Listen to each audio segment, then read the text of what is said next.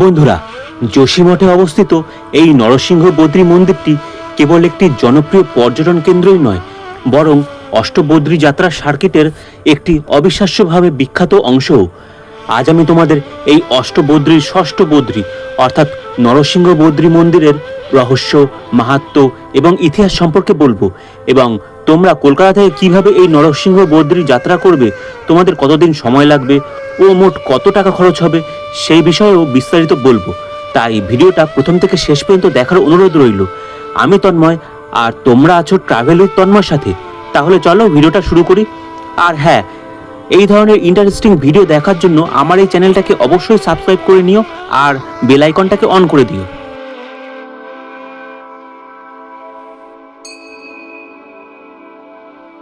বন্ধুরা, নরসিংহ মন্দির নামে পরিচিত এই মন্দিরের অধিষ্ঠাত্রী দেবতা হলেন ভগবান বিষ্ণুর চতুর্থ অবতার অর্থাৎ ভগবান নরসিংহ, যিনি অর্ধেক সিংহ এবং অর্ধেক মানুষ রূপে প্রতিভাত। যোশীমঠ শহরের নিম্ন বাজার অঞ্চলের নিম্ন অংশে এই মন্দিরটি অবস্থিত। মন্দিরটি সমগ্র ভারতবর্ষ জুড়ে বৈষ্ণব এবং তীর্থযাত্রীদের একটা বিশাল ভিড় আকর্ষণ করে থাকে। মন্দিরটি ভবিষ্যৎ বদ্রীর কিংবদন্তির সাথে ঘনিষ্ঠভাবে জড়িত। অষ্টম শতাব্দীতে কাশ্মীরের রাজা ললিতাদিত্যের রাজত্বকালে এখানে প্রতিষ্ঠিত ভগবান নরসিংহের প্রধান মূর্তিটি শালিগ্রাম পাথর দিয়ে তৈরি করা হয়। কেউ কেউ বিশ্বাস করেন যে এই মূর্তিটি স্বয়ম্ভু। মূর্তিটি 10 ইঞ্চি অর্থাৎ 25 সেন্টিমিটার উঁচু এবং পদ্মাসনে উপবিষ্ট দেবতা চিত্রিত করে। শীতকাল শুরু হওয়ার সাথে সাথে যখন বিশাল বদ্রীর কপাট 6 মাসের জন্য বন্ধ হয়ে যায়, তখন ভগবান বদ্রীর প্রধান মূর্তিটি এই মন্দিরে স্থানান্তরিত করা হয়। মহা উৎসব এবং নৃত্যের মধ্য দিয়ে মূর্তিটি নামিয়ে আনা হয় এবং পুরোহিতরা ভগবান নরসিংহের মূর্তির ঠিক পাশেই বিশাল বদ্রীর মূর্তিটি স্থাপন করেন। শীতকালীন চারধাম যাত্রা বা অষ্টবদ্রী যাত্রায় তীর্থযাত্রীরা এখানে ভগবানের কাছে প্রার্থনা করার জন্য এই মন্দিরে এসে থাকেন। বন্ধুরা, এই নরসিংহ বদ্রী মন্দিরটি প্রায় 1200 বছর পুরনো। মন্দিরটি আমাদের ভারতবর্ষের উত্তরাখণ্ড রাজ্যের চামোলি জেলার যোশীমঠ বাসস্ট্যান্ড থেকে মাত্র 500 মিটার দূরে অবস্থিত। এই মন্দিরে অবস্থিত ভগবান নরসিংহের মূর্তিটি প্রতি বছর অলৌকিক পরিবর্তনের মধ্য দিয়ে যায়। প্রাচীন বিশ্বাস অনুযায়ী মন্দিরটি খ্রিস্টীয় 8ম শতাব্দীতে আদি শঙ্করাচার্য কর্তৃক প্রতিষ্ঠিত হয়েছিল। তিনি এই সময় যোশীমঠে ভগবান বিষ্ণুর অবতার হিসাবে ভগবান নরসিংহের একটি মূর্তি স্থাপন করেছিলেন। এই মূর্তিতে ভগবানের একটি বাহু পাতলা এবং এটি প্রতিদিনই একটু একটু করে পাতলা হতে থাকে। কেদারখণ্ডের সাধক সনত কুমার কর্তৃক নির্মিত সংহিতায় উল্লেখ করা হয়েছে যে ভগবান নরসিংহের মূল মূর্তি থেকে এই বাহুটি যে সময় বিচ্ছিন্ন হয়ে যাবে, সেই সময় বিষ্ণুপ্রয়াগের নিকটবর্তী পটমিলা নামক স্থানে অবস্থিত জয় এবং বিজয় নামে পরিচিত শৃঙ্গ দুটি এক হয়ে যাবে এবং বদ্রীনাথ ধাম দর্শন সম্পূর্ণরূপে দুর্গম হয়ে যাবে। এবং সেই সময় তীর্থযাত্রীরা ভবিষ্যৎ বদ্রীর তপবন অঞ্চলে বিশাল বদ্রীর এক ঝলক দেখার জন্য যাবেন। আদিগুরু শঙ্করাচার্য ভবিষ্যৎ বদ্রী মন্দিরের কাছে একটি পাথরের উপর একটা ভবিষ্যৎ মন্তব্য লিখে গেছেন, যার ভাষা আজও পর্যন্ত উদ্ধার করা সম্ভব হয়নি। এবার আমি বলবো যে তোমরা এই নরসিংহ বদ্রী মন্দির পর্যন্ত কিভাবে পৌঁছাবে। বন্ধুরা, এক্ষেত্রে তোমাদের সবার প্রথমে হরিদ্বার, ঋষিকেশ বা দেরাদুন এই 3টে জায়গার মধ্যে তোমাদের সুবিধা অনুযায়ী যে কোনো একটা জায়গায় চলে আসতে হবে, কারণ নরসিংহ বদ্রী যাত্রা এই 3টে জায়গা থেকেই করা সম্ভব। তোমরা যারা পশ্চিমবঙ্গের বাইরে থেকে এই ভিডিওটা দেখছো, তারা সবার প্রথমে এই 3টে স্টেশনের মধ্যে তোমাদের কাছের স্টেশনটাতে চলে আসো। আর তোমাদের মধ্যে যাদের রাজ্য থেকে এই 3টে স্টেশন পর্যন্ত কোনো ডাইরেক্ট ট্রেন নেই, তারা দিল্লি চলে আসো। দিল্লি থেকে তোমরা এই 3টে স্টেশনের উদ্দেশ্যে অনেক ডাইরেক্ট ট্রেন পেয়ে যাবে। দিল্লি থেকে দেরাদুনের দূরত্ব প্রায় 256 কিলোমিটার, দিল্লি থেকে ঋষিকেশের দূরত্ব প্রায় 242 কিলোমিটার ও দিল্লি থেকে হরিদ্বারের দূরত্ব প্রায় 223 কিলোমিটারের মতো। তোমরা যারা পশ্চিমবঙ্গ থেকে এই ভিডিওটা দেখছো, তারা এক্ষেত্রে কলকাতার হাওড়া স্টেশন থেকে দুন এক্সপ্রেস, কুম্ভ এক্সপ্রেস ও উপাসনা এক্সপ্রেস পেয়ে যাবে। এই ট্রেনগুলোর স্লিপার ক্লাসের ভাড়া 675 টাকার মতো আর এসি 3 টায়ারের ভাড়া 1670 টাকার মতো। তোমরা আইআরসিটিসির অফিসিয়াল ওয়েবসাইটে গিয়ে এই ট্রেনগুলোর ডিটেলস চেক করে নিও।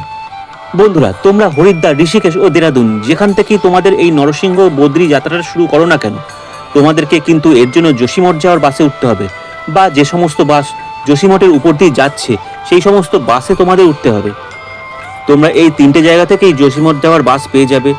এই বাস সার্ভিসগুলি কিন্তু ভোর 3:30 থেকে চালু হয়ে যায়।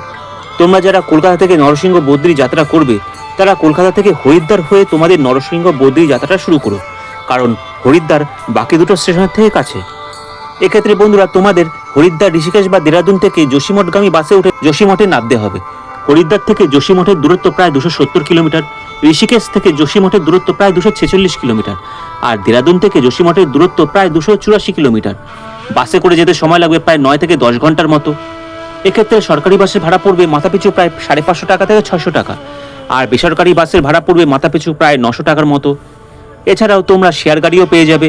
তোমরা হরিদ্বার, ঋষিকেশ ও দেরাদুন এই 3টে স্টেশনের বাইরে অনেক ট্রাভেল এজেন্সি দেখতে পেয়ে যাবে। এখান থেকেই তোমরা যোশীমঠ যাওয়ার জন্য শেয়ার গাড়ি পেয়ে যাবে। শেয়ার গাড়িতে ভাড়া পড়বে মাথাপিছু প্রায় 1000 টাকা করে। এই যোশীমঠ বাস স্ট্যান্ড থেকে মাত্র 500 মিটার দূরত্বে নরসিংহ বদ্রী মন্দিরটি অবস্থিত। এই মন্দিরের কপাট প্রত্যেক দিন ভোর 5টায় খোলা হয় এবং রাত 8:30টায় বন্ধ হয়ে যায়। তোমরা যদি ভগবান নরসিংহের বাহুটি ভালোভাবে দেখতে চাও, তাহলে তোমাদেরকে সকাল 7:30 থেকে সকাল 8:30টার মধ্যে ভগবানের মূর্তিটিকে স্নান করানোর সময় এই মন্দির দর্শনের জন্য আসতে হবে।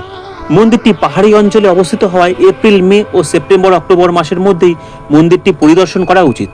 এটা বিশ্বাস করা হয় যে সময়ের সাথে সাথে এই মন্দিরে অবস্থিত ভগবান নরসিংহের একটি বাহু ক্ষীণ হয়ে যাবে এবং বাহুটি অদৃশ্য হয়ে যাবে, আর ঠিক সেই সময় বদ্রীনাথে অবস্থিত বিশাল বদ্রী মন্দিরটি পৃথিবীর জন্য বন্ধ হয়ে যাবে এবং ভগবান বদ্রীনাথ ভবিষ্য বদ্রী মন্দিরে স্থানান্তরিত হবেন।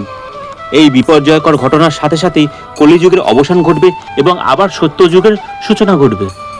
বন্ধুরা, মন্দির ঘোরা তো তোমাদের কমপ্লিট হয়ে গেল। এবার কম করে একটা রাত তোমাদেরকে যোশীমঠে কাটাতে হবে। তো এক্ষেত্রে তোমরা যোশীমঠে অনেক হোটেল আর GMVN এর গেস্ট হাউস পেয়ে যাবে। GMVN এর গেস্ট হাউসে ডরমিটরি চার্জ মাথাপিছু প্রায় 700 টাকা থেকে 800 টাকা, আর যোশীমঠের হোটেলগুলোতে তোমরা 1000 টাকা থেকে 1500 টাকার মধ্যে থাকার ঘর পেয়ে যাবে। আর খাওয়া খরচ তোমরা পার ডে মাথাপিছু মোটামুটি 500 টাকা ধরে চলো, তাহলেই হবে। তাহলে বন্ধুরা, তোমরা যারা কলকাতা থেকে এই নরসিংহ বদ্রী যাত্রা করবে, তারা প্রথম দিন হাওড়া স্টেশন থেকে ট্রেনে চেপে দ্বিতীয় দিন হরিদ্বার পৌঁছে স্টে, তৃতীয় দিন ভোর ভোর যাত্রা শুরু করে বাসে করে যোশীমঠ পৌঁছে নরসিংহ বদ্রী মন্দির দর্শন ছেড়ে তৃতীয় রাতটা যোশীমঠে স্টে, চতুর্থ দিন সকালে যোশীমঠ থেকে বাস ধরে সন্ধ্যার মধ্যে হরিদ্বার পৌঁছে ওই রাতেরই বুক করা ট্রেনে চেপে ষষ্ঠ দিন সকাল সকাল কলকাতা ফেরত। আর হরিদ্বারে তোমরা 700 টাকা থেকে 800 টাকার মধ্যে থাকার হোটেল পেয়ে যাবে। আর এক্ষেত্রে যাওয়া আসার ট্রেন ভাড়া, হরিদ্বারে এক রাত্রি থাকা, বাস ভাড়া, যোশীমঠে GMVN এর ডরমিটরিতে এক রাত্রি থাকা ও 4 দিনের খাওয়া খরচ বাবদ মাথাপিছু তোমাদের প্রায় 675 গুণ 2 যোগ 800 যোগ 600 গুণ 2 যোগ 800 যোগ 500 গুণ 4 অর্থাৎ 6150 টাকা খরচ পড়ে যাবে। আর সময় লাগবে মোট 6 দিন। সবশেষে বলা যায় যে এই সমস্ত স্থানগুলি আমাদের সনাতন ধর্মের একটা অবিচ্ছেদ্য অংশ, যা ভক্তদের এবং তাদের বিশ্বাসের মধ্যে একটা অপরিহার্য সংযোগ স্থাপন করে থাকে। এই প্রাচীন স্থাপনাগুলি কেবল মানুষকে ঐশ্বরিকতার সাথে সংযোগ স্থাপনেরই সুযোগ করে দেয় না, বরং এগুলি ভারতের অতীত এবং এর সমৃদ্ধ সংস্কৃতির একটা আভাসও দেয়। তোমাদের অবশ্যই এই দর্শনীয় স্থানগুলি পরিদর্শন করা উচিত, অথবা আগামী দিনে পরিদর্শনের পরিকল্পনা করা উচিত। এগুলো সম্পর্কে জানতে পারলে ভারতীয় আধ্যাত্মিকতা এবং সংস্কৃতির ইতিহাসের প্রতি তোমার উপলব্ধি আরও গভীর হবে। তাহলে আজকের ভিডিওটা তোমাদের কেমন লাগলো কমেন্ট করে অবশ্যই জানিও। ভিডিওটা ভালো লাগলে একটা লাইক দিয়ে দিও। ভিডিওটা তোমরা তোমাদের প্রিয়জন ও বন্ধু বান্ধবদের মধ্যে শেয়ার করে দিও, যাতে তারাও সবচেয়ে কম খরচে তাদের নরসিংহ বদ্রী যাত্রা সম্পন্ন করতে পারেন। এছাড়া এই পুরো ভিডিওটা সম্পর্কে তোমাদের মনের মধ্যে যদি কোনো ধরনের প্রশ্ন থেকে থাকে, তাহলে কমেন্টে অবশ্যই জানিও। আমি যথাযথ উত্তর দিয়ে তোমাদেরকে সাহায্য করব। আজকের ভিডিওটা আমি এখানেই শেষ করলাম। পরবর্তী দিনে আমি আরও অসংখ্য সুন্দর সুন্দর ভ্রমণমূলক ভিডিও নিয়ে তোমাদের সামনে চলে আসব। ভালো থেকো, সুস্থ থেকো। ওম নমো ভগবতে বাসুদেবায়। জয় শ্রী শ্রী বদ্রী বিশালের জয়।